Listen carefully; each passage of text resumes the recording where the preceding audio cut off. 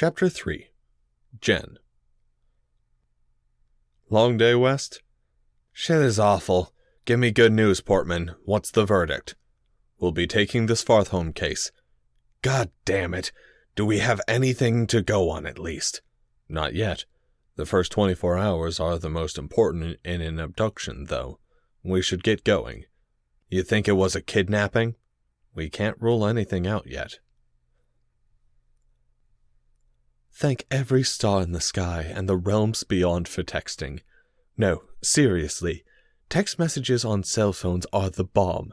Might seem obvious to you, but being able to talk silently and quickly without all the mess of face-to-face expressions and emotions, that can be really wonderful sometimes. More to the point, it's all recorded. I spent the entire morning combing back through old text messages one-handed, while I chowed through a few pieces of toast. Sure, I still remembered most of my friends. I was never like Matt. I actually liked talking to people around me. But it was good to center my memory on where everything was at right now. Kiersey was going through her I hate all men phase. Jane was going out with Steve, who Carrie had a crotch on. Not that I'd ever tell him. Mitch's band was breaking up over some stupid fight. My best friend Sarah had been texting me all night, and even now, about some guy she met. And Evele Sildare was getting married to... Wait, that one didn't fit. Evele didn't go to my high school. For one, she was something like 80 years too old, even if she still looked gorgeous. She insisted I was prettier, but we all knew that was an outright lie. I couldn't possibly measure up to a sylph princess. I couldn't even measure up to half the girls in my grade. Pity she had to marry such a slob, but hey, nobody ever said political marriages were easy. But that wasn't my business anymore. Hey, Jen. My brother's voice echoed from the front hallway. Dove? I'm heading out early. Can you wake Mom up? I could hear him slipping on his shoes, squeaking against the wooden floor by the door. Okay, what's up? Told someone I'd meet them before school today. Ooh, got a girlfriend? I teased, still scrolling through my old texts. None of your business. Oh, I pouted. I got up and leaned against the counter to give him a look. Won't you tell me, der love Hilla? Nope. You know that means you do, right? You're just making it obvious, I snickered. If you say so. And Jen? What? Matt stood up straight, bundled up in his favorite jacket, and with a backpack slung on his shoulder. He reached forward and pulled me into a hug. I stiffened, discomfort quickly rising. I pushed it away, even as the nausea clawed through my chest, urging me to free myself from his arms. I consciously reminded myself that he was just trying to be comforting and kind, that he was my brother, that he would never hurt me, that he was on my side. But the feelings remained. Not that I could ever tell him. I leaned into his hug, putting my arms awkwardly around him in return. After a few seconds, he let go, and my anxiety slowly ebbed away. You know I never stopped looking for you, right? Selnu, I whispered. He smiled, but it was in a sad, lonely way. It echoed my own feelings so exactly, I almost burst into tears on the spot. I'd gotten pretty good at hiding my emotions, though, a vital tool in my profession. Emotions weren't coming anywhere near my face, for now. Remember, Matt intoned in his calm and careful voice, Eteline doesn't exist here either. I know it's harder for you, but stick to English, yeah? I nodded. He opened the door and stepped outside, the world beyond waiting for us both to finally reemerge after so many years gone. Don't forget about Mom, he called, as he reached the sidewalk and vanished around the fence border. He was right. It was harder for me. Let me be clear, I don't mean that resentfully in any way.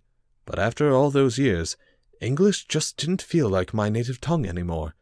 Being surrounded by this now foreign language was the weirdest feeling after being plunged back into this world. Yeah, I could understand things written down, words people said, whatever. Mostly, anyway. But I hadn't spoken it in nearly 7 years.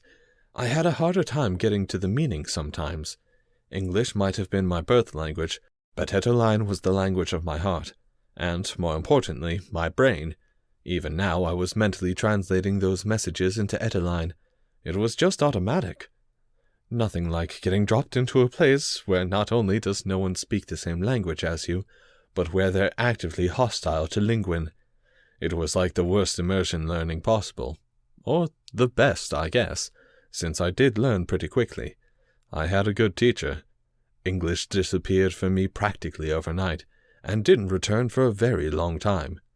You should have seen my first interpreting session between the Sylves and the Selman ambassadors. It was a hoot. First time I'd spoken or even heard English in nearly 6 years. It didn't end well. My phone buzzed again, bringing me back down to reality. If I didn't get a move on, I might end up late. I hurried upstairs to my mother's room, pressing my ear to the door. No sounds. She must still be asleep. Ugh. I rapped on the door with my knuckles lightly. "Mom?" I rolled my eyes. "Mom, you gotta get up." "What time is it?" "Time for breakfast. Come on." I smelled coffee beginning to waft up the stairs, and wrinkled my nose. I'd never liked coffee, and even less so now. It messed with my head too much. "I'm coming in, okay?"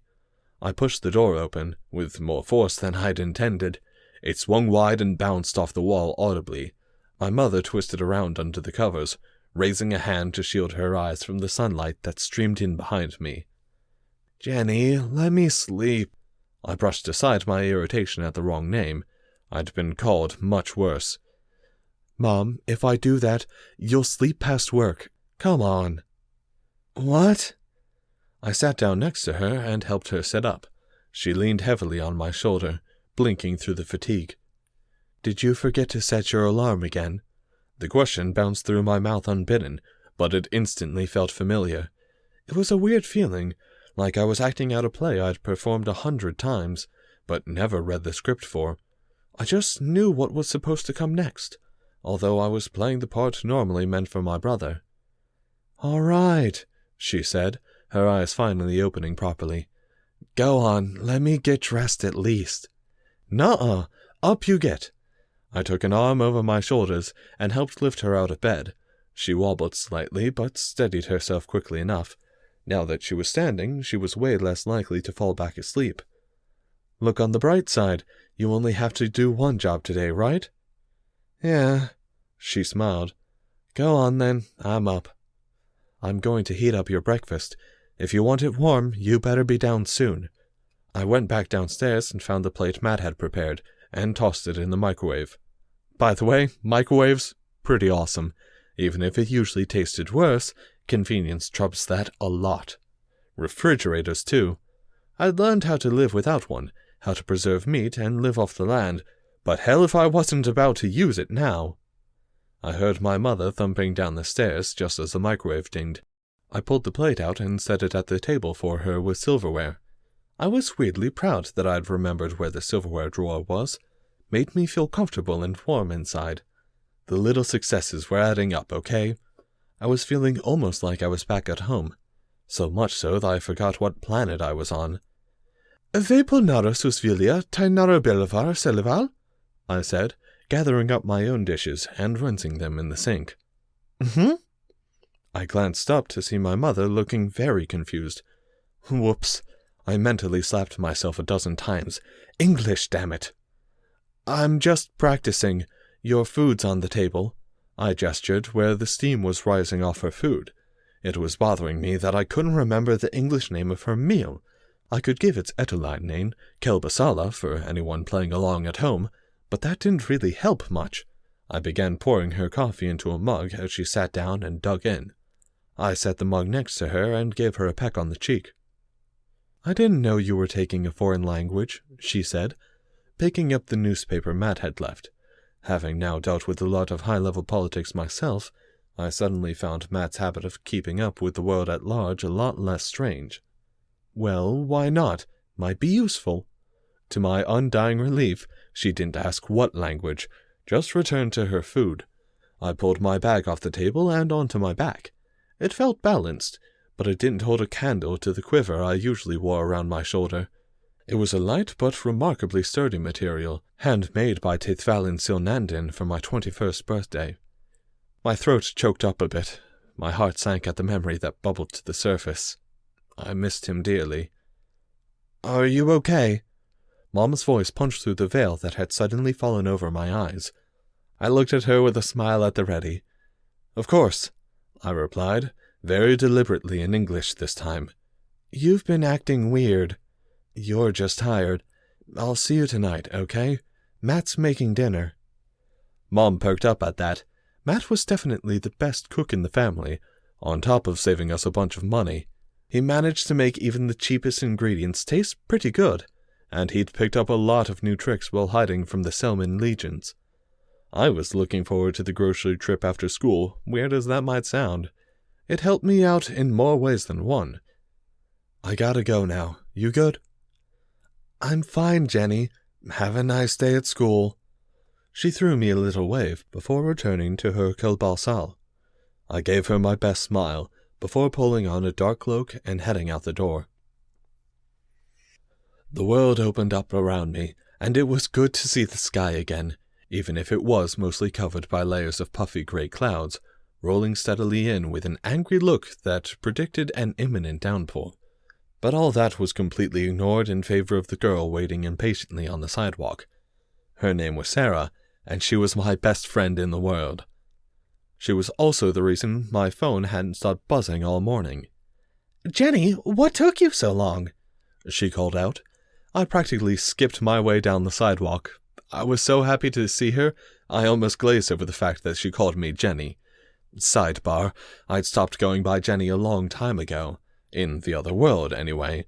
And if you're wondering if I used some fancy Eterline name, the answer's no. Teithvalin translated my name directly for royal meetings and formal occasions, but mostly I just went by Jen. For one, it sounded cooler, but really it just felt more like me. Stronger, I guess. I don't know, it's just how I feel. I'm sorry if I can't give some sort of profound explanation that digs into my identity or soul or whatever. I used to be Jenny, now I'm Jen. It was a thing. I decided I might as well start changing that now. I really didn't like Jenny. "Hi, Sarah." We started walking towards school, which was only a few blocks away. Our house was pretty close, so I never had to walk far, and it meant my friends usually gathered in front of our place whenever we decided to walk together. Normally there were at least 3 or 4 of us, but today it seemed like it was just Sarah.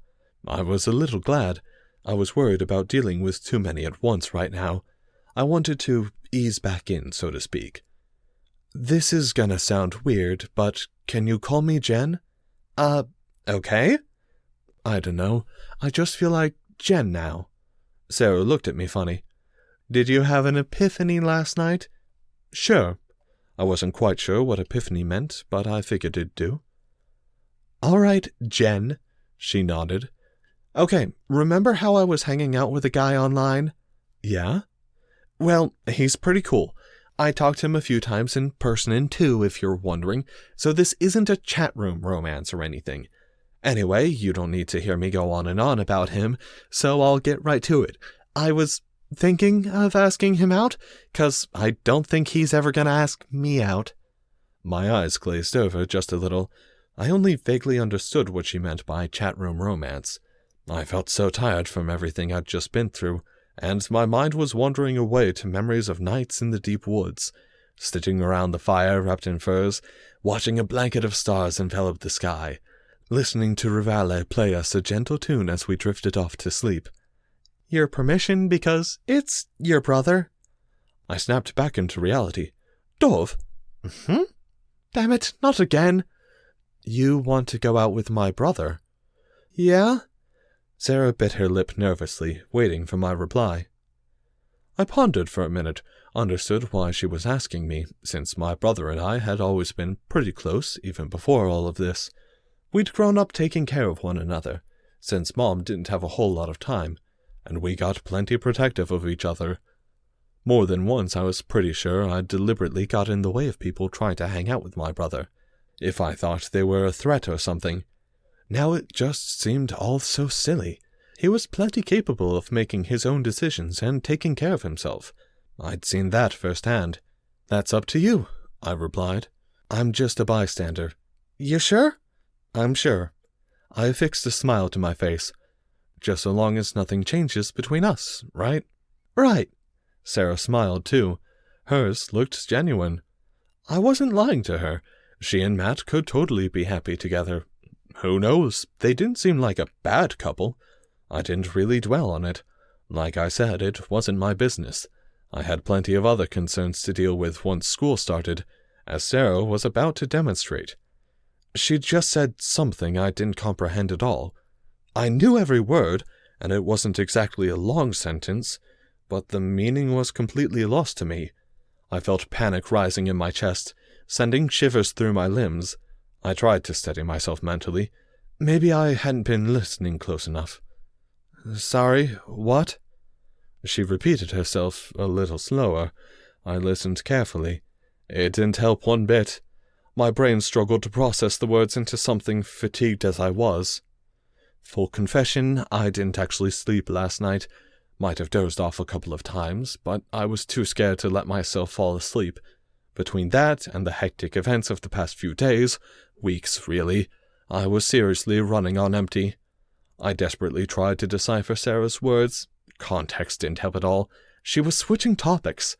How much of it was idiom and how much was literal? It wasn't a question. Maybe I could just brush it off. No, Sarah was waiting for an answer. Sure, I ventured hopefully. Do you need help with it? Crap. What did that mean? I was too afraid to answer incorrectly. That question could go anywhere. I racked my brain, but the best I could come up with was that she was talking about something to do with technology. Computers, probably. I never used them much in the first place. That was her thing. Hello? Sarah waved a hand in my eyes. Vakkel de fat fuck! I swore under my breath. My face was heating up. I suppressed it with every ounce of will I could muster. I wasn't about to look embarrassed. Not right now. I might have felt it, but damned if I was going to look so stupid in front of my best friend. Not that I had any other options at the moment. I sighed. Look, this is gonna sound weird again, but I have no idea what you just said. Sarah raised an eyebrow. What? And why are you talking like that? I realized I had stopped trying to correct my accent. Sarah was way too attentive. Usually something I loved about her, but right now it was really problematic. I tried to affect the more plain Pacific Northwest speech again. Don't make fun, okay? I'm not, Sarah replied. But we were just talking about this yesterday, and the day before. She trailed off. Can you keep a secret? No, I'm not about to tell her. Don't be stupid. But I have to come up with something. Of course. Sarah leaned in close, expectant. I'm not so good with memory right now, forgetting little things a lot. Sarah looked really concerned now. Don't worry, I'm fine. I went to the healers, they checked me out, nothing wrong with me. I might not have been lying earlier, but I can play the deception game when I have to. Like I said, former diplomat. Healers? Sarah pointed out dryly. Like I said, forgetting things. And looking like an idiot while I did. Doctors, that was the word. Doctors, nurses, surgery, hospitals, ambulances, and 911. Not healers and rituals and magic. So, anyway, what were you saying? Your laptop, your computer? Right, what about it? You said something about the sound and broken records. Sarah shook her head. What on earth happened to you? Did you have an aneurysm or something? Assume yes, okay? If I wasn't feeling so awful, I'd have laughed at her choice of words. This definitely didn't happen on Earth. Fine, whatever. She took a deep breath. What I said was, I'm sorry if I'm repeating myself a lot, but, you need to improve your laptop's protection. She sighed. Did you get that? Yes. I winced. I'd felt like I had been spoon-fed by her. It was mortifying. But I had no idea what a record was, or a laptop until she'd just explained it a moment ago, and a firewall meant something very different in my book. I looked away as my face really did light up red. I felt a hand on my shoulder. Sarah was taller than me, which only added to the effect. She was older, taller, smarter, everythinger. I was just inferior. "Jen, are you okay? Seriously?" I nodded. "Yeah, I'll be fine." I put a smile back on my face and turned around to meet her concerned expression. "Just feeling wonky today." Sarah frowned. "Text me if anything else happens, okay? I'll see you at lunch." "Yeah.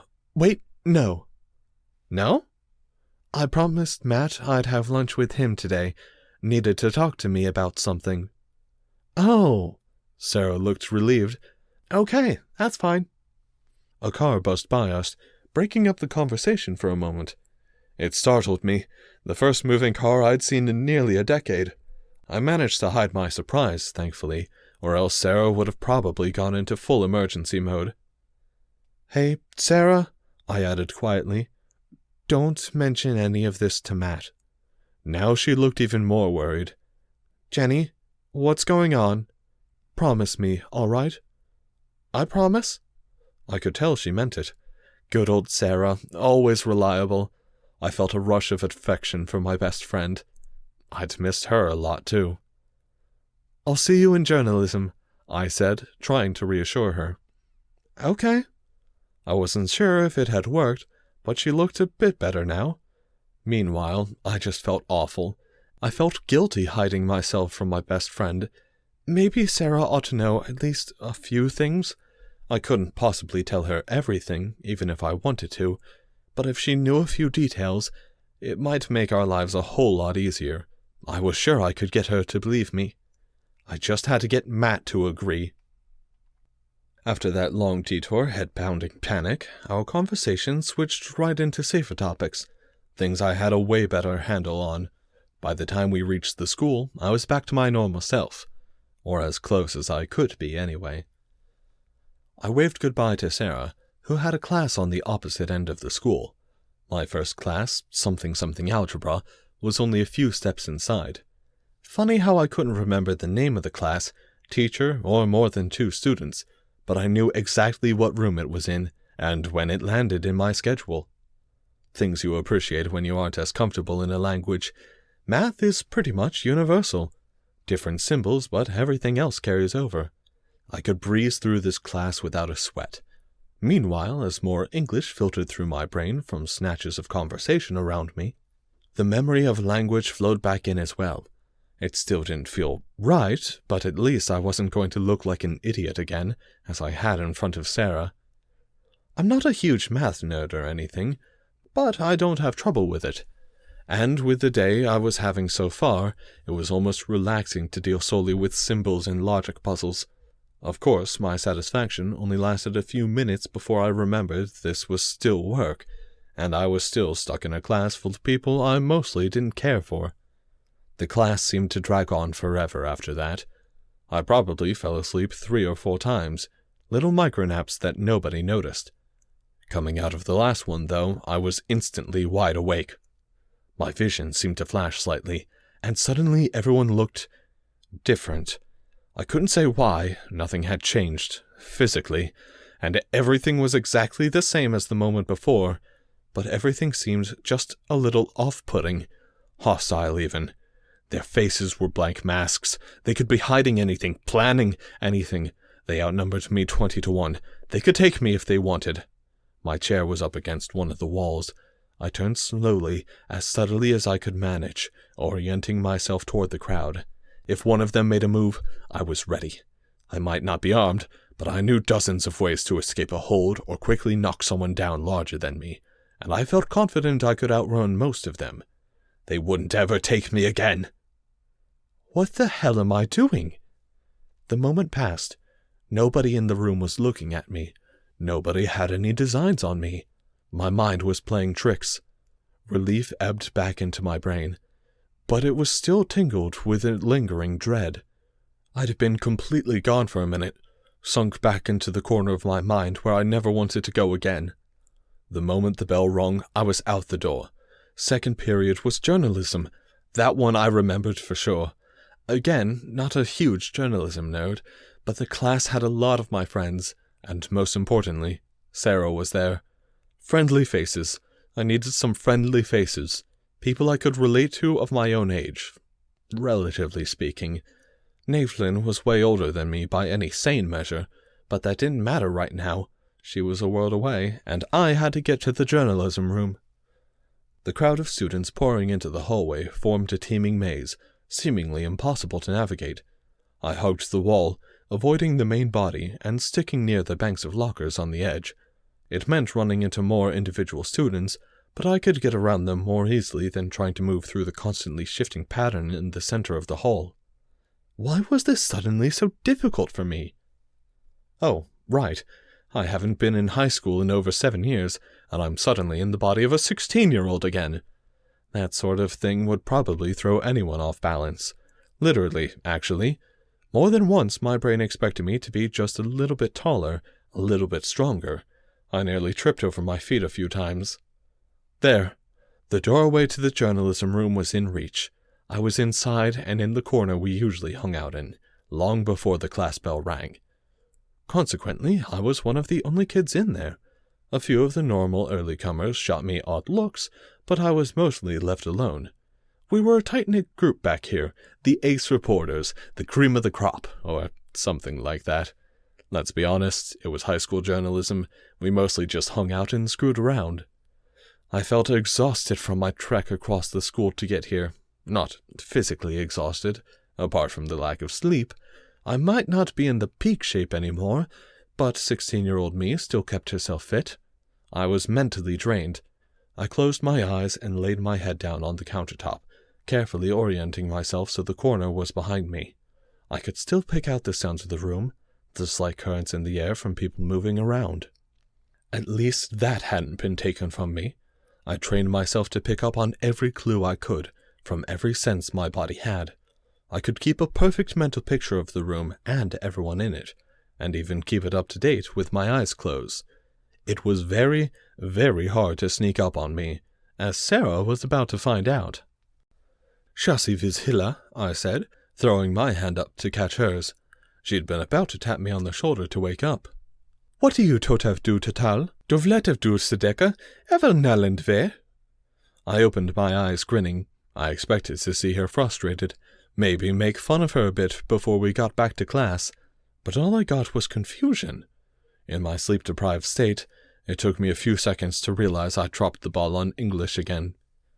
"Okay, my turn, I guess," she said slowly. "I have no idea what you just said." Sarah's worried expression from the morning crept back into place, like an annoying pest that just wouldn't leave us alone. Not that I think Sarah's annoying, that was poorly worded. I just really wasn't doing well in general. I scrambled around for a moment, picking up the first thing I could come up with that sounded halfway believable. "It's a fake language I made up." "Huh," Sarah replied, clearly unconvinced. I flinched. My best friend was not having it. I really, really didn't want to lie to her. Matt would understand, I hoped. I sighed, mostly to myself, but took a deep breath. "Okay, Sarah, look, something did happen. I can't tell you what, not yet." Sarah raised an eyebrow as the final bell rang and students started to filter in. She glanced towards the classroom door. I could tell we both had the same thought. The other 2 members of our little group in this class would arrive soon. I liked them both plenty, but Sarah was my best friend all the way back to when we were 4. That sort of friend, you know, the only person I could ever consider telling my story to. "I assume you've got a good reason?" she asked quietly, edging closer so we wouldn't be overheard. "I promise I'll tell you, I just can't yet." "Are you okay, though?" "Yeah," I replied. I took a few seconds before I spoke again. I had to compose exactly what I wanted to say in English, make sure I got everything across. "Honestly, I'm fine, not dying or anything, and I'm not in any trouble, but my head's gonna be in a weird place for a while. I'm having trouble remembering a lot of things. I'm sorry to dump all of this on you, but I'm gonna need a lot of help for a bit, and you're the only one I can really trust." I waited impatiently as she appeared to consider my words. Her face was an unreadable mask. I was never great at reading other people. I was just good at hiding my own expressions. Finally, she spoke up again. "Okay," she nodded. "I believe you, but I do want that explanation." "I promised, didn't I?" "Still waiting on that pony you promised," she added with a forced giggle. It worked, though. Despite being an ancient joke that neither of us even thought was funny at the time, I started to laugh too, and soon we were both doubled over, even as Kiersey and Mariah showed up, eager to hear a joke neither of us could explain. But finally, things were starting to feel normal again. We settled into class and broke into groups, and everything was going to be okay. Kiersey and Mariah were still calling me Jenny, though. I'd have to fix that. It wasn't long before I started feeling it again. Discomfort, and the inklings of adrenaline pumping into my system. I felt like I was getting overwhelmed by something I couldn't actually see. There were too many unfamiliar faces in the room. They shouldn't have been unfamiliar. 7 years ago, I would have known the name and face of every single person here. Today, they may as well have been complete strangers. This time, though, I had an out. I poked Sarah. "Hey, let's go out for a walk." "Sure." 2 minutes later, we were wandering the grounds behind the school, supposedly to go interview a staff member with a free period right now, but really just to get outside for a while. Press passes, aren't they the best? Even better, I didn't have to explain it to Sarah. This was totally normal. We used this excuse to head out all the time. We were talking about nothing in particular, joking and laughing like usual. Luckily, the rain I'd expected had already rolled right on by. Patches of sunlight swam across the well-kept rain-soaked lawn, growing larger as the clouds were swept away. A few birds were swirling above the trees at the end of the field. It looked like it might be a beautiful day after all.